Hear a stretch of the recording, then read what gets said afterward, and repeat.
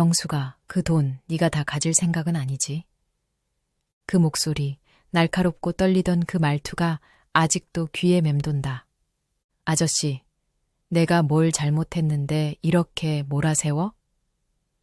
내가 뱉은 그 말, 가슴이 찢어질 것 같았다. 오늘은 평생 시장 노점에서 살아온 한 할머니의 이야기입니다. 우연히 산 복권이 로또 1등에 당첨되면서 그녀의 삶과 마을이 송두리째 흔들립니다. 주변 사람들의 진심과 예상치 못한 변화, 그리고 그녀의 선택이 어떤 파장을 일으켰는지 함께 들어보시죠. 오늘의 내용 시작하겠습니다. 시작하기 전 영상 오른쪽 아래 구독, 좋아요 눌러주세요. 모두 무료입니다. 내 이름은 김영숙, 올해로 74이다. 40살에 남편을 잃고 혼자 아들 하나 키우며 시장에서 채소 장사를 했다. 새벽 4시에 일어나 재활용 상자 깔고 배추며 상추며 쌓아놓고 손님들하고 흥정하며 살아온 게 벌써 30년이 넘었다. 손마디는 뻣뻣하고 허리는 구부정하지만 이 시장이 내 집이고 내 삶이다. 그날도 여느 때처럼 새벽녘에 시장에 나왔다. 아직 어둠이 차에 가시지 않은 골목, 트럭에서 채소를 내리던 아저씨들이 투덜대는 소리가 들렸다. 이거 봐, 또 가격 올랐네. 영숙 씨, 이번 주 힘들겠어. 나는 웃으며 대꾸했다. 힘들긴요. 그냥 팔면 되죠. 사실 입에선 그렇게 말했지만 마음은 무거웠. 요즘 손님들 발길이 뜸하고 아들 녀석은 몇 년째 연락도 없다. 그래도 뭐 사라지겠지. 늘 그랬듯이. 그날 점심때였다. 늘 오던 단골 아줌마가 복권 한 장을 내밀었다. 영숙 씨, 이거 내가 깜빡했네. 어제 샀는데 오늘 발표래. 나 대신 확인 좀 해줘. 나는 피식 웃었다. 아줌마, 이런 거 당첨되는 사람 있나요? 그래도 알았어요. 복권을 주머니에 쑤셔 넣고 까맣게 잊었다. 저녁에 노점을 정리하고 집에 돌아와 밥을 먹다가 문득 그 복권이 생각났다. 낡은 안경을 쓰고 휴대폰으로 번호를 확인했다. 3, 12, 19, 27, 34, 41번째. 그리고 보너스 번호 8. 잠깐, 이게 뭐지? 손이 덜덜 떨렸다. 내 손에 든 복권 번호가 화면에 떠 있는 번호와 똑같았다. 심장이 쿵쿵 뛰었다. 설마 이게 진짜야? 몇 번이고 다시 확인했다. 번호 하나하나 내 눈을 의심하며 맞았다. 1등, 1등이었다. 48억. 내 머릿속이 하얘졌다. 숨이 안 쉬어졌다. 그 순간 내가 제일 먼저 한 건 뭐였냐면 문부터 잠갔다. 왜 그랬는지 모르겠다. 그냥 누가 이걸 알면 안 될 것 같았다. 다음 날 아침 눈을 뜨자마자 다시 복권을 확인했다. 꿈이 아니었다. 진짜였다. 하지만 이상하게 기쁘다기보단 무서웠다. 이 돈 내가 감당할 수 있을까? 시장에서 만나는 사람들, 늘 웃으며 인사하던 그 사람들이 이걸 알면 날 어떻게 볼까?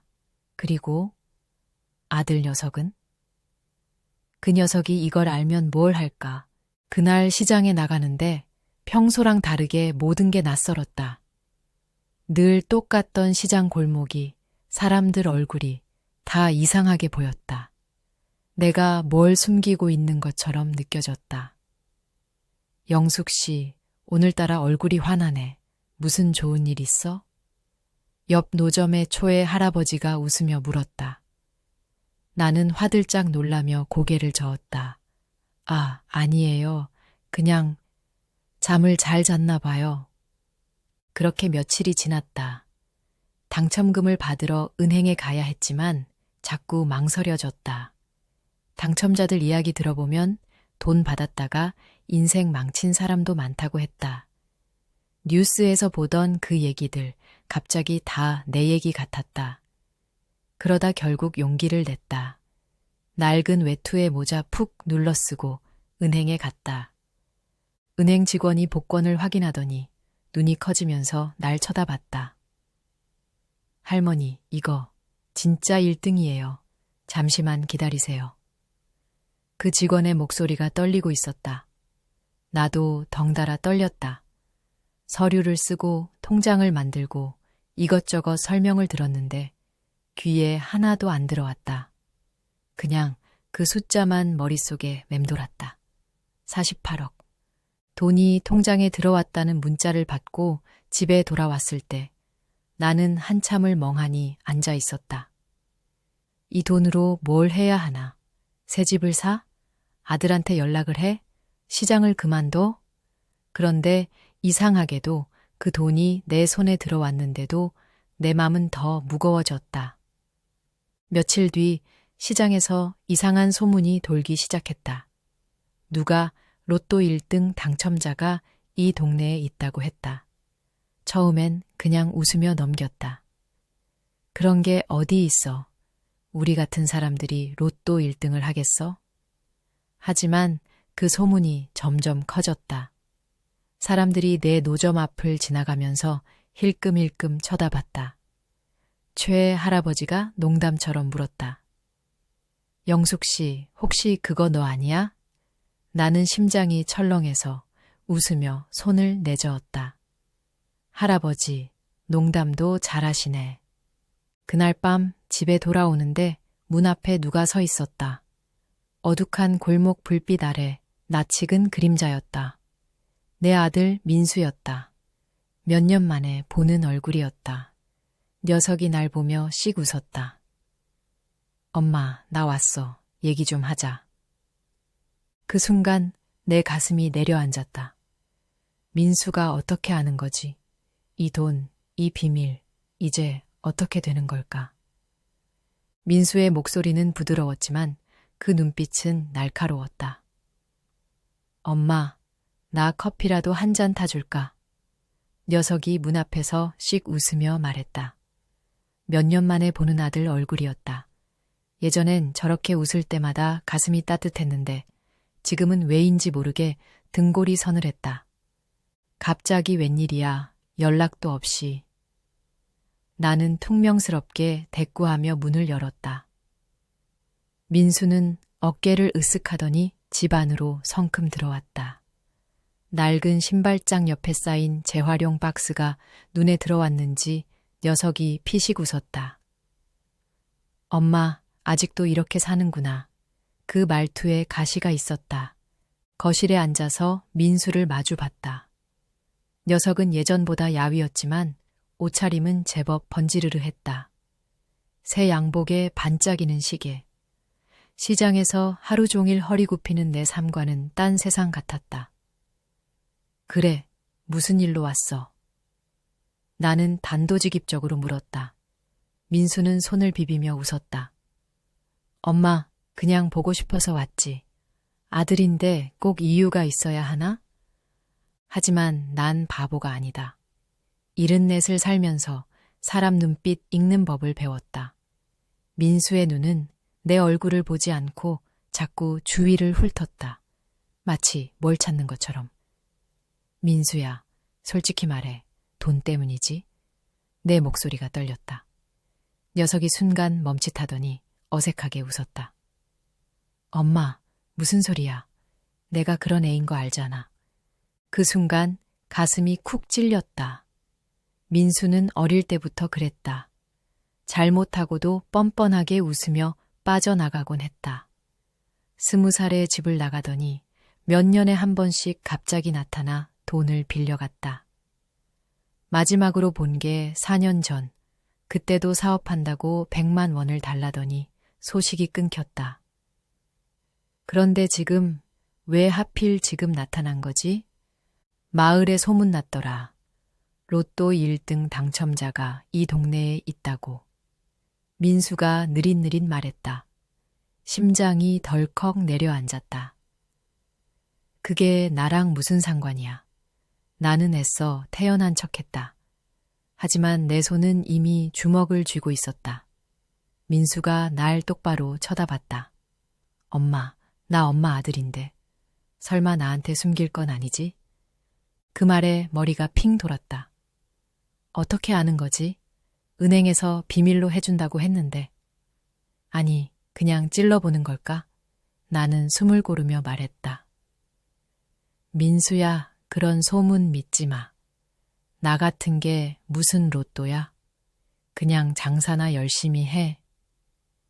하지만 민수는 대답 대신 묘한 미소를 지었다. 다음 날 시장에 나갔을 때 분위기가 심상치 않았다. 늘 웃으며 인사하던 단골 아줌마들이 내 노점 앞에서 쑥덕거렸다. 영숙 씨, 진짜 아니야. 그 로또 당첨자. 한 아줌마가 대놓고 물었다. 나는 웃으며 손을 내저었다. 아유, 내가 그럴 리가 있나요. 그런 행운이 어디 나에게 와. 하지만 그들의 눈빛은 달랐다. 호기심, 부러움, 그리고 약간의 질투. 최 할아버지가 다가와서 조용히 말했다. 영숙 씨, 사람들 말 조심해. 돈 생기면 다 늑대가 된다고. 그 말이 가슴에 박혔다. 최 할아버지는 이 시장에서 40년을 장사한 사람이다. 말수가 적지만 늘 진심이 담긴 말을 했다. 할아버지, 걱정 마세요. 나 괜찮아요. 나는 그렇게 대답했지만 마음은 점점 더 무거워졌다. 그날 저녁 집에 돌아오니 민수가 또 와 있었다. 이번엔 빈손이 아니었다. 손에 쇼핑백을 들고 있었다. 엄마, 이거 사왔어. 새 옷이야. 입어봐. 나는 어리둥절했다. 갑자기 이게 뭐야? 민수는 웃으며 말했다. 엄마, 이제 좀 잘 살아. 나 사업 시작하려고. 엄마도 도와줘야지. 그 말에 가슴이 철렁했다. 도와줘? 그게 무슨 뜻일까? 민수야, 나 돈 없어. 너도 알잖아. 나는 단호하게 말했다. 하지만 민수는 눈 하나 깜짝 안 했다. 엄마, 우리 솔직해지자. 그 돈 나도 알 권리 있어. 가족이잖아. 그 순간 화가 치밀었다. 가족? 가족이라면 내가 허리 굽히며 장사할 때 어디 있었나? 아들 얼굴 볼 날만 손꼽던 그 밤들, 민수는 어디 있었나? 민수야, 나가. 나는 떨리는 목소리로 말했다. 민수는 잠시 날 쳐다보더니 한숨을 쉬며 일어났다. 엄마, 너무 그러지 마. 나 다시 올게. 문이 닫히고 나서 나는 한참을 멍하니 앉아 있었다. 민수의 그 미소, 그 눈빛이 자꾸만 떠올랐다. 그리고 마을 사람들의 쑥덕거림, 최 할아버지의 경고까지. 이 돈 정말 내 손에 들어온 게 맞나? 아니, 이건 축복이 아니라 저주인가? 며칠 뒤 시장에서 더 큰 소동이 벌어졌다. 누군가 내 노점 앞에 로또 1등 김영숙이라고 적힌 플래카드를 붙여놓았다. 그걸 본 순간 다리가 후들거렸다. 이젠 숨길 수도 없었다. 마을 전체가 나를 주시하고 있었다. 플래카드를 본 순간 숨이 멎는 줄 알았다. 누가 이런 짓을 한 걸까? 떨리는 손으로 그 종이를 떼어냈지만 이미 늦었다. 시장 골목을 지나던 사람들이 웅성거리며 날 쳐다봤다. 영숙 씨 진짜였어? 대박이네. 어떤 아저씨는 호탕하게 웃으며 내 어깨를 툭 쳤다. 하지만 그 웃음 뒤에 숨은 눈빛이 날 불안하게 했다. 집에 돌아와 문을 잠갔다. 창문 너머로 골목을 내다봤다. 평소엔 조용하던 우리 동네가 오늘따라 소란스러웠다. 누군가 내 집 앞을 서성이는 것 같았다. 휴대폰을 켜보니 모르는 번호로 메시지가 와 있었다. 영숙 씨, 나예요. 옆집 순자 아줌마. 잠깐 시간 돼? 그 뒤로도 메시지가 줄줄이 왔다. 동창회, 교회, 심지어 몇 년째 안 보던 친척들까지. 다들 갑자기 날 찾았다. 그날 밤 잠이 안 왔다. 낡은 이불을 끌어안고 천장을 바라봤다. 이 돈이 내 삶을 바꿀 거라 생각했는데 왜 이렇게 숨 막히는 걸까? 새벽녘, 결국 자리에서 일어나 부엌으로 갔다. 오래된 찬장에서 커피 믹스를 꺼내 물에 탔다. 뜨거운 김이 올라오는 잔을 쥐고 있으니 조금은 마음이 가라앉았다. 다음 날 시장에 나가기가 두려웠다. 하지만 노점을 비우면 소문이 더 커질 것 같았다. 모자를 푹 눌러쓰고 평소처럼 채소를 정리했다. 그런데 손님들이 달랐다. 늘 깎아달라 투덜대던 아줌마가 오늘은 웃으며 말했다. 영숙 씨, 오늘은 그냥 다 줘. 돈 많잖아. 그 말에 웃어야 할지 화를 내야 할지 몰랐다. 최 할아버지가 조용히 다가왔다. 영숙 씨, 괜찮아? 그 목소리에 진심이 묻어 있었다. 나는 한숨을 쉬며 말했다. 할아버지, 솔직히 무서워요. 다들 날 다른 사람 보듯 해요. 최 할아버지는 고개를 끄덕였다. 돈이 사람을 그렇게 만든다. 그래도 영숙 씨 잊지 마. 네가 누구인지. 그 말이 가슴에 와닿았다. 내가 누구지? 나는 그냥 시장에서 채소 파는 김영숙이다. 아들 하나 키우느라 허리 휘고 손마디 굳은 할머니. 그런데 이 돈 때문에 내가 나를 잃고 있는 건가? 그날 저녁 민수가 다시 왔다. 이번엔 태도가 달랐다. 엄마 미안해. 지난번엔 내가 너무 성급했어. 녀석은 고개를 숙이고 있었다. 나는 말없이 녀석을 쳐다봤다. 민수야, 솔직히 말해. 뭘 원하는 거야? 민수는 한참 망설이더니 입을 뗐다. 엄마, 나 사업 망했어. 빚이 많아. 그 돈 조금만 도와주면 나 다시 시작할 수 있어. 그 말에 가슴이 아렸다. 아들이 힘들다는데 어느 엄마가 안 흔들리겠나? 하지만 동시에 화가 났다. 민수야, 내가 너 키우느라 얼마나 고생했는지 알아. 근데 넌 왜 늘 이렇게 나를... 말이 목에 걸렸다. 민수는 갑자기 무릎을 꿇었다. 엄마, 제발, 이번이 마지막이야. 나 믿어줘. 그 모습에 눈물이 핑 돌았다. 하지만 동시에 최 할아버지의 말이 떠올랐다. 내가 누구인지 잊지 말라고. 그날 밤 나는 결심했다. 이 돈 내 방식대로 써야 한다. 민수에게 줄지, 마을 사람들에게 나눠줄지, 아니면 다른 길을 찾을지 아직 모른다. 하지만 이건 내 돈이고 내 삶이다. 며칠 뒤 시장에서 뜻밖의 일이 벌어졌다. 최 할아버지가 내 노점 앞에 와서 말했다. 영숙 씨, 나도 사실 숨긴 게 있어. 그 말에 나는 깜짝 놀랐다. 이 마을, 이 돈, 그리고 우리 사이에 또 어떤 비밀이 숨겨져 있는 걸까? 최 할아버지의 말이 귓가에 맴돌았다. 영숙 씨, 나도 사실 숨긴 게 있어. 그 순간 시장의 소음이 멈춘 것 같았다. 늘 묵묵히 내 옆에서 고추를 정리하던 그 사람이 무슨 비밀을 숨겼다는 걸까? 나는 떨리는 목소리로 물었다. 할아버지, 그게 무슨 소리예요? 최 할아버지는 잠시 망설이더니 낮은 목소리로 말했다. 여기서 말할 순 없어. 오늘 저녁 내 집으로 와. 그날 시장은 유난히 어수선했다. 플래카드 사건 이후 사람들이 내 노점 앞을 지나며 쑥덕거렸다. 어떤 이는 대놓고 물었다. 영숙 씨, 그 돈으로 뭐 할 건가? 우리 동네도 좀 도와주면 좋잖아. 그 말에 웃으며 넘기려 했지만 가슴이 답답했다. 내가 뭘 잘못했나? 이 돈 내가 번 것도 아니고 하늘에서 떨어진 건데 왜 다들 내 맘대로 할 수 없게 만드는 걸까? 집에 돌아와 낡은 외투를 걸치고 최 할아버지 집으로 갔다.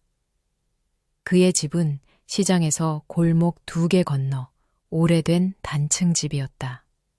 문을 열자 퀴퀴한 나무 냄새와 함께 따뜻한 온기가 느껴졌다. 최 할아버지는 낡은 소파에 앉아 있었다.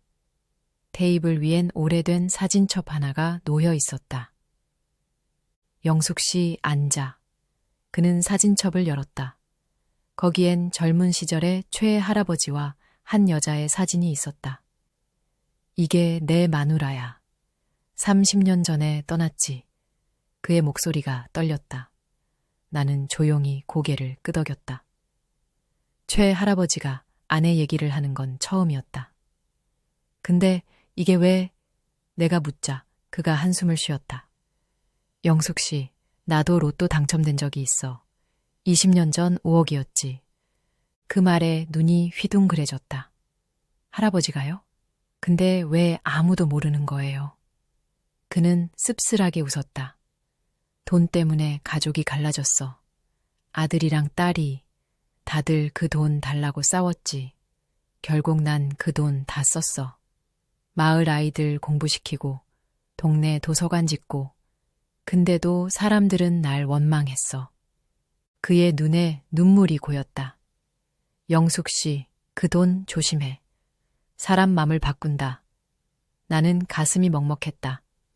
최 할아버지의 이야기가 내 얘기 같았다. 민수, 마을 사람들, 다들 그 돈을 노리는 것 같았다. 할아버지, 그럼 나 이 돈 어떻게 해야 해요? 내가 묻자 그는 내 손을 잡았다. 내 맘 따라. 하지만 네가 잃고 싶지 않은 걸 먼저 지켜. 그날 밤 집에 돌아와 한참을 생각했다.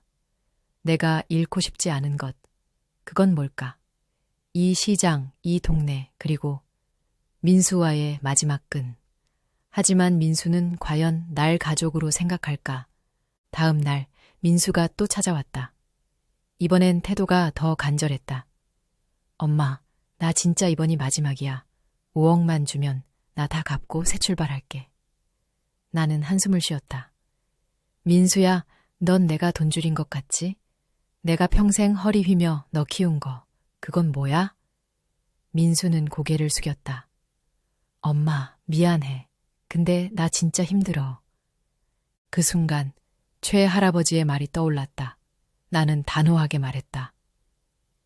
민수야, 이번엔 안 돼. 내가 이 돈으로 뭘 할지 나 스스로 정할 거야. 민수는 놀란 눈으로 날 쳐다보더니 갑자기 화를 냈다. 엄마, 나 아들인데 그럼 그 돈 다 혼자 가질 거야? 그 말에 가슴이 찢어졌다. 하지만 더 이상 흔들리고 싶지 않았다. 민수야, 나가. 민수가 문을 쾅 닫고 나간 뒤 나는 주저앉았다. 눈물이 쏟아졌다. 아들 얼굴이 떠올랐다. 어릴 때 내 손잡고 시장을 뛰어다니던 그 녀석. 그때로 돌아갈 수 있다면 뭐라도 다 줄 텐데. 며칠 뒤 마을에서 소문이 또 퍼졌다. 내가 돈을 숨기고 혼자 쓰려 한다는 얘기였다. 심지어 누군가 내 노점 앞에 욕심쟁이라고 낙서를 했다. 그걸 본 순간 더 이상 참을 수 없었다. 나는 결심했다. 이 돈 내 방식대로 내 맘대로 쓸 거다. 욕심쟁이라는 낙서를 지우면서 손이 부들부들 떨렸다. 시장 골목을 지나던 사람들이 힐끔거리며 수군댔다. 쯧, 저러고도 잘 먹고 잘 살겠지. 그 소리가 귀에 꽂혔다. 내가 뭘 잘못했나? 이 돈 내가 훔친 것도 아니고 내 손으로 번 것도 아닌데 왜 내가 죄인처럼 살아야 하나? 그날 노점을 일찍 접고 집에 돌아왔다. 낡은 식탁에 앉아 통장을 꺼내봤다. 48억. 그 숫자는 여전히 비현실적이었다. 하지만 이젠 그 숫자가 날 옥죄는 것 같았다. 민수의 분노, 마을 사람들의 질투, 심지어 내 맘속 두려움까지. 이 돈이 다 망쳐놓은 걸까? 아니, 어쩌면 이 돈이 사람들의 본심을 드러낸 걸까? 다음 날 최 할아버지가 내 노점으로 왔다. 영숙 씨, 괜찮아? 그의 눈엔 걱정이 가득했다. 나는 고개를 저었다. 할아버지, 나 더 이상 못 버텨요. 다들 날 괴물 보듯 해요. 최 할아버지는 잠시 생각하더니 말했다. 영숙 씨, 마을 회관에서 사람들 모아놓고 얘기해봐. 내 맘 솔직히 털어놔. 그 말이 머릿속을 맴돌았다. 털어놓는다? 내 맘을? 하지만 사람들이 과연 이해할까? 그래도 더 이상 숨기고 싶지 않았다. 나는 결심했다. 마을 회관에서 모두를 모으고 이 돈에 대해 내 생각에 대해 말할 거다. 며칠 뒤 회관에 사람들이 모였다. 시장 단골 아줌마들, 옆 노점 아저씨들, 심지어 민수까지 왔다. 나는 마이크 앞에 섰다. 심장이 쿵쿵 뛰었다. 여러분, 나 로또 1등 당첨된 거 맞아요. 그 말에 회관이 웅성거렸다. 나는 숨을 고르고 말을 이었다. 근데 이 돈, 날 행복하게 안 해줬어요. 다들 날 달리 보게 됐고 내 아들마저. 목이 메었다. 민수가 고개를 숙이고 있는 게 보였다. 난 이 돈으로 뭘 할지 아직 몰라요. 하지만 한 가지 약속할게요. 이 돈 내 맘대로 나답게 쓸 거예요. 여러분이 날 믿어준다면 나도 여러분을 잊지 않을게요. 그 말을 끝으로 마이크를 내려놓았다. 순간 조용하던 회관에서 박수가 터졌다. 최 할아버지가 미소 지으며 고개를 끄덕였다. 하지만 민수는 박수치지 않았다. 그는 조용히 일어나 회관을 나갔다. 그 뒷모습을 보니 가슴이 아렸다. 내가 잘못한 걸까? 아니, 이건 내 선택이다. 그날 밤 집에 돌아오니 문 앞에 편지 한 통이 놓여 있었다. 민수였다. 엄마, 미안해. 내가 잘못했어. 엄마 말대로 나도 내 길 찾을게. 짧은 문장이었지만 눈물이 났다. 민수가 처음으로 날 이해한 것 같았다. 며칠 뒤 나는 은행에 갔다. 이 돈 어떻게 쓸지 드디어 결심했다. 시장을 위한 작은 도서관, 아이들 장학금, 그리고 나를 위한 작은 꿈. 오랜만에 따뜻한 밥을 먹으며 내 선택이 틀리지 않았기를 빌었다. 시장 골목이 다시 제자리를 찾아갔다. 아침이면 트럭 소리가 울리고 단골 아줌마들이 투덜대며 채소를 골랐다. 하지만 뭔가 달랐다. 사람들이 내 노점 앞에서 쑥덕대는 대신 웃으며 인사했다. 영숙 씨, 오늘 배추 싱싱하네. 그 말에 나도 웃었다. 오랜만에 가슴이 가벼웠다. 마을 회관에서의 그날 이후 나는 내 결심을 실행했다. 먼저 시장 한쪽에 작은 도서관을 지었다. 최 할아버지의 조언대로 아이들이 책을 읽고 꿈을 꿀 수 있는 곳이었다. 개관식 날, 최 할아버지가 내 손을 잡으며 말했다. 영숙 씨, 잘했어. 이게 네가 누구인지 보여주는 거야. 그리고 장학금을 만들었다. 우리 동네 아이들, 특히 부모님 힘들게 장사하는 집 아이들에게 보탬이 되고 싶었다. 첫 장학금을 받은 여학생이 울면서 고맙다고 했을 때 내 눈도 젖었다. 이 돈 이렇게 쓰니까 비로소 내 것이 된 기분이었다. 민수는 그 뒤로 연락이 없었다. 하지만 이상하게 마음이 편했다. 그 편지, 그 한 줄이 내게 큰 위로였다. 녀석이 제 길을 찾길, 나처럼 자기답게 살길 바랐다. 그리고 나를 위해 한 가지를 했다. 오랫동안 미뤄왔던 꿈. 시장 근처에 작은 밥집을 열었다. 내가 손님들한테 밥을 지어주는 곳. 메뉴는 간단했다. 된장찌개, 김치볶음, 그리고 따뜻한 밥. 손님들이 영숙 씨, 이 밥 진짜 맛있다며 웃을 때 내가 살아온 날들이 다 보상받는 것 같았다. 어느 날 밥집 문이 열리며 낯익은 얼굴이 들어왔다. 민수였다. 녀석은 어색하게 웃으며 말했다. 엄마, 밥 먹으러 왔어. 나는 순간 말을 잃었다. 민수는 자리에 앉아 밥을 먹으며 말했다.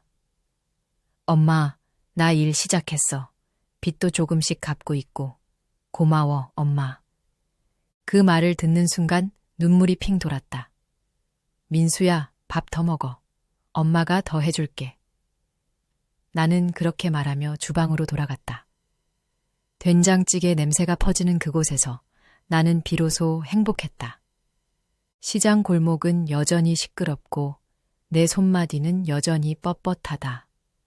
하지만 이제 나는 안다. 돈이 나를 바꾸지 못했다. 내가 돈을 바꿨다. 그리고 그 선택이 내 삶을, 이 마을을, 그리고 우리 모자를 다시 이어줬다.